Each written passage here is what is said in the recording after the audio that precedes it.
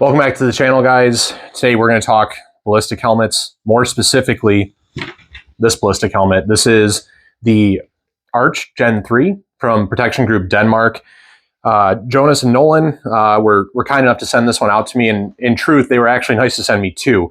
They sent me this, which is their XL, and then they sent me one of the larges. I'm one of those blessed souls that has a really big head, but for their sizing, it actually fell almost exactly on the line between a large and an extra large. So tried them out, figured out that the extra large was the right fit for me. So talking about this helmet for a second, this comes with no Velcro on the top and no padding on the inside. You actually receive that and you get to install it, so you can do as much of this Velcro pattern or as little as you like, and you can set up the padding on the inside here. Now, the padding is actually, as I understand it, why this helmet is so dang comfortable, and a lot of people have given me that feedback, and it's one of the reasons why I was really excited to check this out for myself. It's their 10-pad system, and you can configure it in a bunch of different ways. We're going to drop a couple photos in here so you can see their default or mohawk style of installing those pads. For me, because of the shape of my head, just how I like my helmets to fit, that actually sat a little bit too tall for me. So after reaching out to the guys at PGD, they were able to send me a couple photos of this pattern, which I will drop another photo in so you guys can see it, that actually helped maintain that same amount of cushion and padding and comfort, but actually drop it down a little bit, or at least it felt like it did. And then I was able to install the Velcro here all over the helmet, you can see, on my own. I will say this is, if I had to give a negative about this helmet, at least for my initial impressions, the Velcro is it. Not because it's bad, but because the backers on these things were ridiculously difficult to peel off, partially because I chew my fingernails and I have a really hard time peeling them off, and then they're insanely sticky. So on the plus side, that means that these are not coming off. When I got it, I just got a paper towel. I sprayed some Windex or window cleaner on it, wiped this down. That stuff evaporates really quickly, but it's going to help take any surface gunk off, and then did my best to kind of align this really unique pattern that you see on the helmet. So talking about this helmet, if you guys have been in the market at looking at any kind of ballistic helmet, you know that the really light ones these days are right about 2 pounds for the shell weight or system weight. You're just on either side of about 2 pounds. And then for some of the more legacy units, you're at about 3 pounds. This is where I would put in the legacy category because of the weight, if you had to give it a grade. Now, after speaking with Nolan on the phone from PGD and explaining to me how the different materials and helmet making and things work, the weight is a pro or a con. So yes, a lighter helmet is lighter, but you do sacrifice some protection with back face deformation, which we know from talking about body armor is a pretty big deal, especially when you're talking about your noggin, right? Heavier helmets, less deformation. So about a pound, give or take. The XL is right around 3, which I don't think is too bad. It does come out of the box with a night vision shroud. This is actually the upgraded shroud from Unity, which I've never used before, but seems from all initial impressions to be very good for Wilcox style mounts. It comes with the bungees and the hooks here, so you can hook into whatever night vision device you have, whether that's some binos, PVS 14, what have you. And then their take on the arc rail system. So this is pretty much the standard in the industry now, is the arc rail. There's a couple other companies out there, they do something a little bit different, but all the good accessories out there, or at least as I'm told, right, are on the arc rail system. And let's not forget, my favorite feature here is their retention system, which is the BOA retention system. This is like what's in the Team Wendy helmets, but I actually like this one a little bit better because in addition to clicking that down and then you can crank it, you can actually crank it backwards to loosen it, where with my Team Wendy bump helmet, you actually have to pop it back out, you lose all tension, pop it back in, and restart that tightening process all over again. So far, I didn't really know how to make this fit my noggin the right way, because I never really used a ballistic helmet before, and my experience prior to this was very minimal with helmets. But this is the Protection Group Denmark. I know a lot of people are talking about this for its price point. These retail with the upgraded shroud right around $600, which is a far sight better than some of the other offerings out there. There's a lot of testing videos out there from a couple different people. I know Blue Jean Operator has one, Milspec Mojo has one, where they shoot these and they perform really well.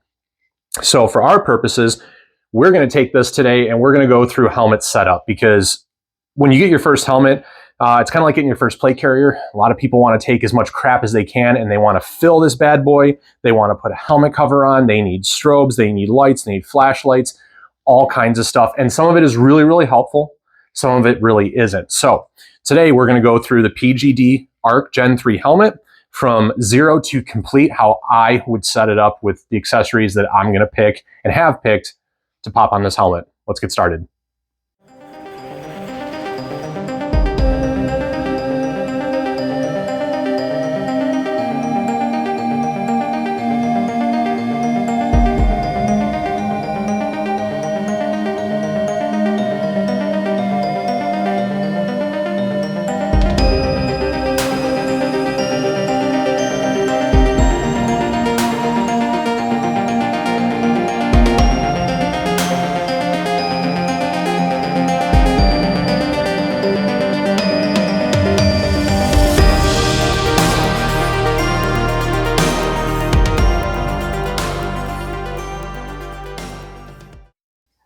All right, guys, so let's talk about what we're going to put together here today. So obviously, like we said, we have our helmet. This is what we're working on. When you get the helmet, you also get this really nice folder. It kind of makes you feel like you got something really special, which just has a little picture here. And on the back, it's just a thank you note from Jonas, who's the CEO and founder of Protection Group Denmark. And then it also includes a little PVC patch here, which some of you guys will use this, some of you guys won't. I like when companies include little stuff like this just because it's fun. Stickers and patches are cool. So this is all included when you get your helmet, and actually when you get your helmet cover. But let's talk about Ear Pro here. So on our helmet, we have arc rails. So we are using the 3M Peltor adapters. I used to run the Unity adapters, the Mark kit, I believe it is, that have the constant pressure on the side of your head. I did not love those. I had to fight with those actually every time I used them. And I started moving over to the 3M adapters. So I am running these actually on my Team Wendy bump helmet, but on this helmet, that's what we're using. This is their arc rail version, and these pop in and out, which I can't. No, they pop in and out once you get the Ear Pro on them. These will clip onto the sides, and they're going to hold on to our new Ear Pro. And while we're talking about Ear Pro, there's a couple of options on the market that you can really go with. Obviously the opscore amps, a lot of people like those. There's the Sordins. But for me, for this build, we are going with the good old Peltor comtac 5s. So I think they're on the 7s or the 8s now. So this is a little bit of an older model. Shout out to our friends at MF Precision Supply for sending these out to me. So it's got the mic, 4 comms. It has the single down lead so I can plug into my push to talk here. I've been running the 3s on my other helmet, and I love the comtacs. They're very simple to use. They give you everything you need out of the box here. So you have your instruction manual, you have 2 AAA Energizer batteries, and then you have the covers for the battery panels themselves.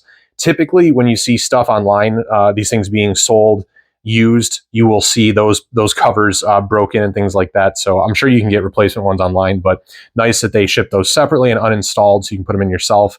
And this is a newer model. So just buyer beware on some of this stuff, you guys. When I ordered through, I believe it was Optics Planet, when I got my comtac 3s, you can see these little foam covers on the receiving microphones as well as the actual boom mic are this foam material. They basically all disintegrated. I guess they'd been in dry storage or something like that for some amount of time. I was able to pretty quickly and pretty easily order a replacement set off Amazon. It's just foam, so I wasn't that worried about it. But just FYI, those things do deteriorate. And if you guys store them improperly, whatever that means, I don't know what good storage is for these, they can over time just dry out and fall apart, and then you just swap them out. It's not the big deal, but I really like these. You can additionally, if you wanted to save money, you can remove some padding from the helmet here, and you can run these underneath as just a headband. Maybe if you're a training group or your unit or agency, you're the comms person. Some guys really like running these with the headband under the helmet because then when they take the helmet off, they still have their comms on, and it's a personal preference thing, and you can actually save a little bit of money on the hardware for mounting. These are about $75 or $85 for these mounts. So if you're really budget strapped, you can get rid of those all together, save yourself a few bucks. But we're going to be running the comtac 5s. This is what we'll be getting installed on our helmet. Now, past the headset, let's talk about what else we got going on here. So Helmet cover. I'm a fan of helmet covers. I think that for what covers provide with some bungee straps and things like that for comms routing and cable routing, a cover is a really, really good idea. So this is the cover from Protection Group Denmark. And just like the helmet where they send the Velcro and the pads independent of the unit and you are able to install it yourself, looks like that's the case here as well. We have some of these Velcro adhesive dots in the bag here, and then the cover itself. So we'll have to install these, no big deal. And then if we use the full set of Velcro on the helmet, this is going to attach really nicely and cover our whole helmet and give us some fields for identifying patches and things like that. Additionally, because I run night vision, we have a couple other items we have to include here. So first, this is the lanyard from Jawless Hog Tactical in Ranger Green. So nice Tigris design here with a couple cables, and it comes with jump rings to attach to your night vision. So this will actually attach to the top of the helmet, and we'll have 2 leads that hang forward that will clip into those jump rings, and then that's going to secure our night vision for us. These little bungees that come with the helmet, these are okay, but I've found that these wear out. And these hooks are actually kind of a pain to play with, especially on some units like my MH1s that have really small eyelets. These are not the greatest, so we're probably just going to leave these stowed out of the way, and we're going to utilize this nice retention setup from Jawless Hog Tactical. I think you can get them at hrttacticalgear.com. I really like the design of this. Josh is running it with his RNVGs as well. And then when we're talking about counterweight pouches, we're going to go a little bit different direction. So here we have the battery retention system from our friends over at Ferro Concepts. I really like the way this looks with the Tigris. I really leaned into that with how I set up my FCPC. So the helmet's going to be kind of the same. We're going to put this together. It's going to sit on the back of the helmet where we have this nice wide field. And that's going to be the same with the helmet cover. So that'll be anchored with Velcro and with a couple bungees. And in that battery pack holder, instead of an actual battery pack, because my MH1 doesn't have a battery pack yet, it's just something that Lowlight is still developing. I found this on Etsy. This is the Volt Vault from, I believe it's 76 Printing. I'm not able to tag them because they're not on Instagram, doesn't look like, but I found it on Etsy. It looks like a battery pack, right? But when we open it, you guys can see here, we can hold 4 CR123s, we can hold a couple AA's and 2032s. So we can stack this bad boy full of batteries. That's going to work as our counterweight, right? Nice and quiet. And that's going to fit into our battery retention system from Ferro Concepts. And then to top it all off, for a mounting solution, this is the Argus. It's the LWNVM, so lightweight night vision mount. Total mouthful. It looks and functions very much like the Wilcox mounts. I believe there's actually a lot of similarities here, actually. I've had one of these on my other helmet for a while. Works really well. Very tight tolerances. I really enjoy it. And honestly, guys, for the money, I know it looks like a pretty direct copy of the Wilcox G24, but this is about $150, and the Wilcox mounts are about $500. So we try to be budget-oriented and budget-minded. We're making recommendations for you guys. John, Josh, and I all have one of these already. This is my second. We've all been running them for well over a year at various training events and things, and we've had absolutely 0 failures and 0 problems with this mount. So I felt pretty confident in grabbing another one for the price. Shout out to Cold Harbor Supply. That's where I got this one. I believe only Canadian companies are stocking these mounts right now. There may have been an issue with Wilcox issuing some cease and desists. I can't comment on that because I don't know, but that's just some of the grumblings I heard. So this is what we're going to throw into the Unity mount on the front of the helmet.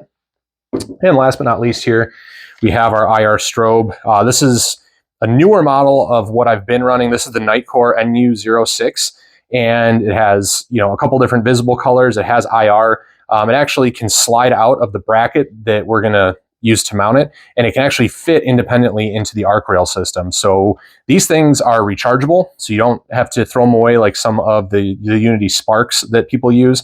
Those things are about 20, 25 bucks, I believe. This unit on Amazon is $30, and you don't have to throw it away and get a new one if it dies. If it dies, you just go ahead and you plug it in with the USB-C charging cord that it comes with, and then a couple hours later you can pop it back on. So I know a lot of guys don't like rechargeable devices. I've had great luck with this, and we honestly only use it, once in a while. Some guys like chem sticks, some guys like Manta strobes and stuff. This is $30. The Mantas and some of the other options out there are well over $200, just depending on what you're looking for. For me and the intermediate use that I get out of mine, this works really, really well. So for $30 and next day shipping on Amazon, that's what I decided to go with. So that's our IR strobe. So now we're going to go ahead and we're going to start putting this together. All right, so you guys can see we have our mounts installed here. This is actually my first time working with the ARC mounts. Not as bad as I thought it would be, honestly. There's not much to it. It's kind of this weird friction locking system where there's a cutout on the mount and it slides into the grooves on the top and bottom of the rail here and then bites into these teeth. So I might have to tweak this or adjust it, but it went in pretty easily and actually had a lot easier time popping off this headband than I did the last time on my Comtac 3. So this is the Peltor headband. I mean, this looks just like normal Ear Pro headband you guys have probably messed with. But Peltor, they know that people are putting these on helmets, so they have this nice rubberized cushion that is actually designed to integrate together, but to come off without you having to use scissors or a box cutter or something where you risk cutting into your connecting cable here to get these onto mounts. So really, really easy. You guys can see here I have it on my left side because that's where I run my communications for my mic is on the left side here. Run the cable itself behind the arms of the mounts.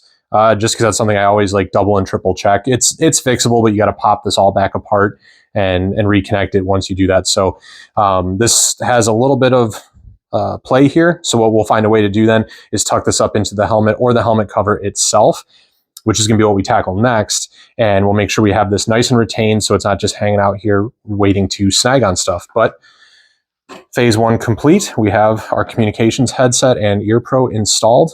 So now let's get into the helmet cover. All right, guys. So helmet cover has been installed. I had to put in probably about 5 of the little Velcro dots they included. The front 2 tabs here you can see, those were able to use the existing Velcro for the padding. The outside 2, I had to add to make sure those had something positive to attach to. And then in the back here, there's 3 tabs. And the outside 2 needed it. Technically, the middle one didn't, but I did anyways just to make sure we had a lot of real estate back there to grab onto. Speaking for just this cover, it does have a little bit of Velcro up front, a spot on the top and sides, and that is it. So compared to some of the other covers you guys may have dealt with, like I know that my Team Wendy cover has a bunch of Velcro on the inside of it. This is not exactly that. So it does get a little bit of movement, which can be nice if you are not good at aligning this and adjusting it.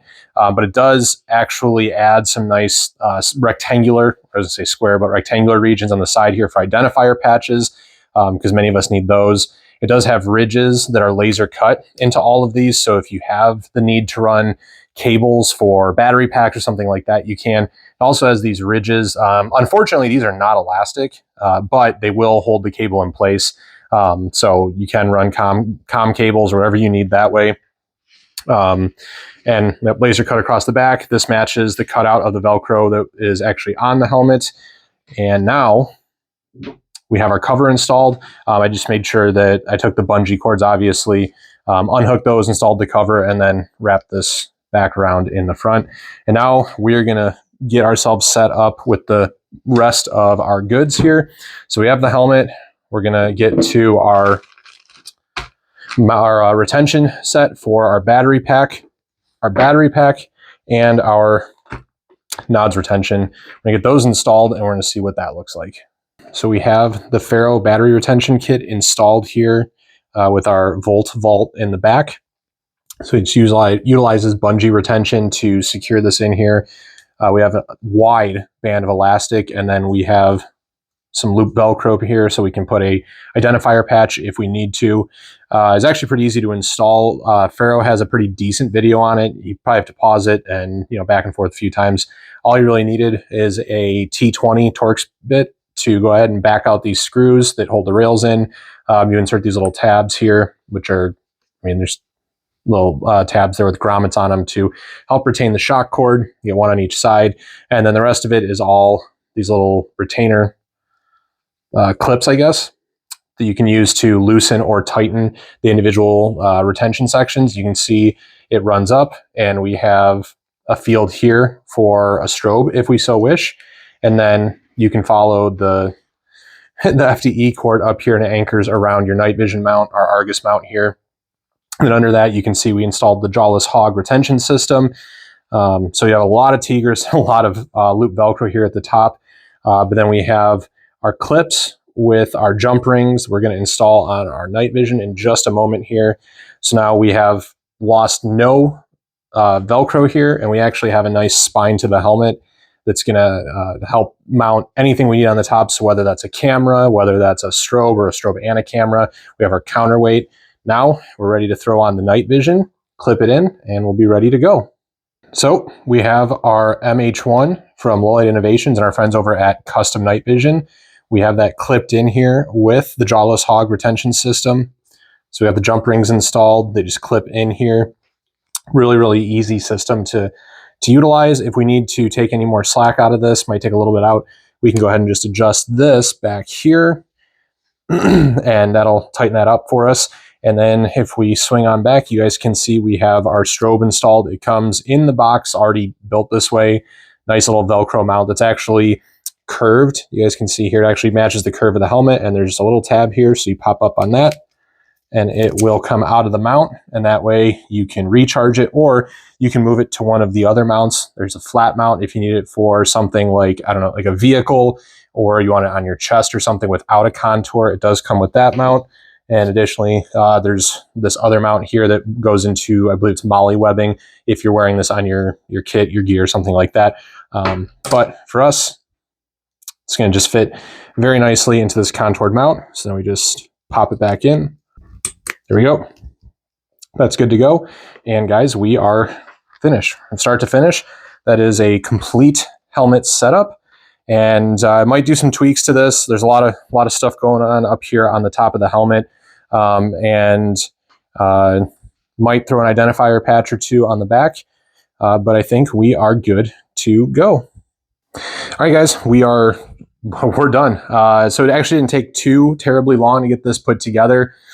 We got the cover, we got our retention system, we have our counterweight system, our ear pros installed. We're ready to go. I want to say a very special thank you to the guys over at Protection Group Denmark for being willing to send this out to us to set one up and to run one and provide our feedback, and then be able to share this all with you guys. So far, I'm liking the helmet a lot, and I'm looking forward to getting some real time behind it. As always, I want to say thank you to the folks at Custom Night Vision that provided the MH1 for us. They're a great supporter of the Prepared Mindset, of the podcast, and of all the content and information we put out for you guys. So I really, really encourage you to go check out their website. That's customnightvision.com. Tremendous folks there, and potentially some good sales coming up on Black Friday. But we are good to go, you guys. Until next time, like we always say, work hard, train smarter, and be prepared.